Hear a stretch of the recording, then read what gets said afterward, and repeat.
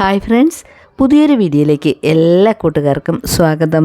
ഇന്നത്തെ നമ്മുടെ റെസിപ്പി എന്ന് പറയുന്നത് നല്ല കുറുകിയ ചാറോട് കൂടിയ നല്ല ടേസ്റ്റായിട്ടുള്ള ഒരു മീൻകറിയാണ്. പാരമീൻ വെച്ചാണ് ഈ മീൻകറി ഉണ്ടാക്കുന്നത്. കഴിഞ്ഞ വീഡിയോയിൽ പാരമീൻ ക്ലീൻ ചെയ്യുന്നതും കറി വയ്ക്കുന്നതൊക്കെ നമ്മൾ കണ്ടതാണല്ലോ. അപ്പോൾ അതിൽ നിന്നും കുറച്ച് മീനെടുത്ത് അരപ്പൊക്കെ പുരട്ടി ഞാൻ ഫ്രീസറിൽ വെച്ചിട്ടുണ്ടായിരുന്നു. ഇന്ന് കറി വയ്ക്കുന്നതിന് വേണ്ടിയിട്ട് ഞാനിത് ഫ്രീസറിൽ നിന്നും പുറത്തെടുത്തു. നന്നായിട്ട് ഐസ് പിടിച്ചിരുന്നതാണ്. പൂർണ്ണമായിട്ടും ഇതിൻ്റെ ഐസ് മാറിയിട്ടില്ല. ഇനി ഇത് റൂം ടെമ്പറേച്ചറായി വരണം.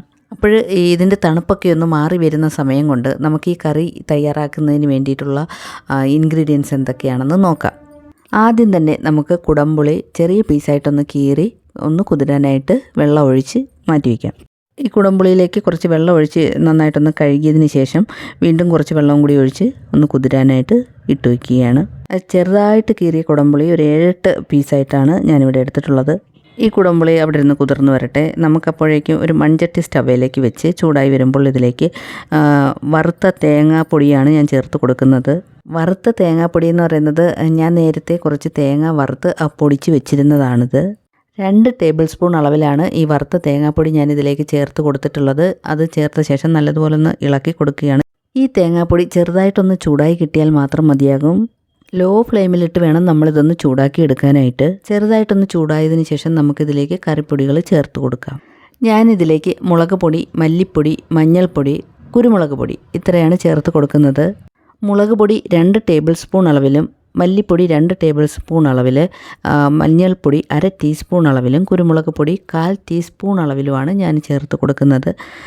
ഈ പൊടികൾ ചേർത്ത് കൊടുത്ത ശേഷം നമുക്ക് ഇത് നല്ലതുപോലെ ഒന്ന് ഇളക്കി കൊടുക്കാം. പൊടികളുടെ പച്ചമണം മാറുന്നത് വരെ നമുക്കിതൊന്ന് ഇളക്കി കൊടുക്കാം. തീ ഒരുപാട് കൂടി പോകരുത്. തീ കൂടിക്കഴിഞ്ഞാൽ ഈ പൊടികൾ കരിഞ്ഞു പോകാൻ സാധ്യതയുണ്ട്. അതുകൊണ്ട് തീ വളരെ കുറച്ച് വെച്ച് കൊടുത്ത് നമുക്കിതൊന്ന് ഇളക്കി മൂപ്പിച്ചെടുക്കാം. തേങ്ങ കുറച്ചധികം വറുത്ത് പൊടിച്ച് സൂക്ഷിച്ചാൽ നമുക്കിതുപോലെ പെട്ടെന്നൊരു കറി ഉണ്ടാക്കണമെങ്കിൽ വളരെ എളുപ്പമായിരിക്കും കേട്ടോ. മീൻകറിയിലോ തീയലിലോ സാമ്പാറിലോ എന്തിന് മുട്ടക്കറി, ചിക്കൻ കറി എന്തിനു വേണമെങ്കിലും നമുക്ക് ഈ തേങ്ങ വറുത്ത് പൊടിച്ച് വെച്ച് കഴിഞ്ഞാൽ ഉപയോഗിക്കാനായിട്ട് പറ്റും. ഇപ്പോൾ നമ്മൾ ചേർത്ത പൊടികളുടെ പച്ചമണമൊക്കെ ഒന്ന് മാറി ഒന്ന് ചെറുതായിട്ട് മൂത്ത് വന്നിട്ടുണ്ട്. ഇനി ഇതൊരു പാത്രത്തിലേക്ക് കോരി മാറ്റാം. അതിനുശേഷം തണുത്ത് കഴിയുമ്പോൾ നമുക്കിതൊന്ന് അരച്ചെടുക്കണം. എല്ലാം കോരി മാറ്റിയതിന് ശേഷം ഇതേ മൺചട്ടിയിൽ തന്നെ നമുക്ക് കുറച്ച് വെളിച്ചെണ്ണ ഒഴിച്ച് കൊടുക്കാം. 1 ടേബിൾ സ്പൂൺ അളവിലാണ് വെളിച്ചെണ്ണ ഞാനിതിലേക്ക് ചേർത്ത് കൊടുക്കുന്നത്. വെളിച്ചെണ്ണ ചൂടായി വരുമ്പോൾ നമുക്കിതിലേക്ക് ഇഞ്ചി വെളുത്തുള്ളി ചതച്ചത് ചേർത്ത് കൊടുക്കാം. 1 ടേബിൾ സ്പൂൺ അളവിലാണ് ഇഞ്ചി വെളുത്തുള്ളിയും കൂടി ചതച്ചത് ഞാനിതിലേക്ക് ചേർത്ത് കൊടുത്തിട്ടുള്ളത്. ഇനി ഇത് നല്ലതുപോലെ ഒന്ന് ഇളക്കി കൊടുക്കാം. ഇഞ്ചിയും വെളുത്തുള്ളിയും നല്ലതുപോലെ ഒന്ന് വഴന്ന് വരുമ്പോൾ നമുക്കിതിലേക്ക് ചെറുതായി അരിഞ്ഞ ചെറിയ ഉള്ളി ചേർത്ത് കൊടുക്കാം.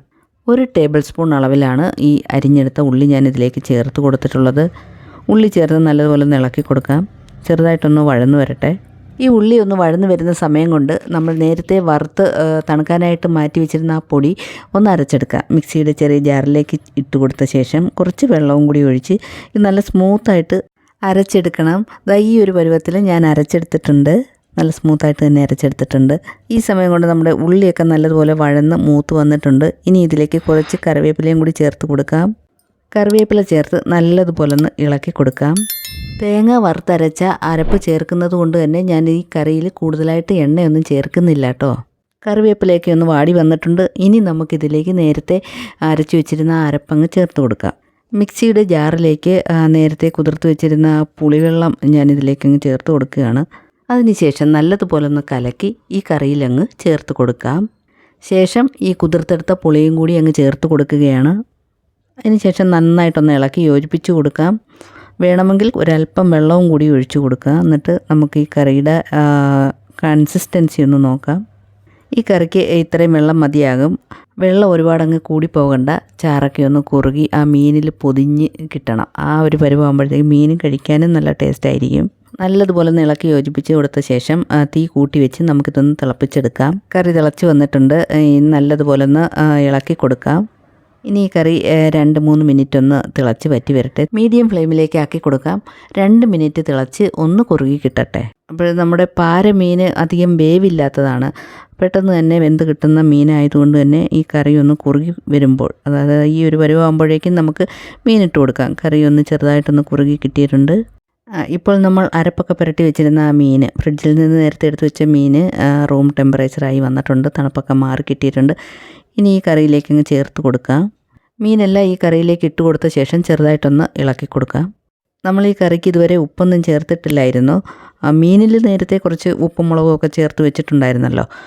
കറിക്ക് ഉപ്പൊന്നും ചേർത്തില്ലായിരുന്നു. ഈ സമയമാകുമ്പോഴേക്കും കറിക്ക് ഉപ്പ് ചേർത്ത് കൊടുക്കുക. കറി ഒന്ന് തിളച്ച് വരുമ്പോൾ ആണ് നമ്മൾ ഉപ്പ് ചേർത്ത് കൊടുക്കുന്നത്. ഉപ്പ് ചേർത്തിട്ട് ചെറുതായിട്ടൊന്ന് ഇളക്കി കൊടുക്കാം. അതിനുശേഷം നമുക്കിത് അടച്ച് വെച്ച് 5 മിനിറ്റ് സമയം വേവിച്ചെടുക്കാം.